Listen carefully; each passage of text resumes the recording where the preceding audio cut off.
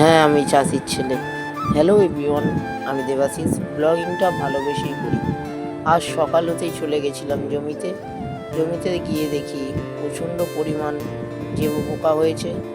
তাই স্প্রে করবো বলে আমি আর বাবা চলে গেছিলাম জমিতে। গিয়ে দেখি প্রচণ্ড পরিমাণ জল কাদা এখনও জমিতে। তারপরে স্প্রে করি, আবার অন্য জমিতে দেখতে যাই কি অবস্থা। দেখি ধানটা অনেকটাই পেকে গেছে। তারপরে আবারও একটা জমিতে যাই, সেখানে গিয়ে স্প্রে করি এবং চান খাওয়া করে বেরিয়ে পড়ি বাক্সি যাওয়ার জন্য। তার পথে আর এক ভাইকে তুলে নিই গাড়িতে। প্রাকৃতিক দৃশ্য উপভোগ করতে করতে যাই বাক্সি। বাক্সিতে যাওয়ার পথে আরও কিছু বন্ধুদের সঙ্গে দেখা হয় শোভনের সঙ্গে। চলে যাই বাক্সি ব্রিজে। তারপরে একটা দোকানে যাই, সেখানে কোল্ড ড্রিঙ্কস কিনে খেয়ে নিই এবং বাড়ির দিকে রওনা দিই। আমরা বাঙালি বস, সন্ধেবেলা একটু চা না হলে হয়। তাই এক কাপ চা খেয়ে বেরিয়ে পড়ি বাড়ির দিকে। যাওয়ার পথে দেখি তেলেবেরিয়ার মন্দির। তারপর চলে যাই টেস্ট অ্যান্ড বাইটে।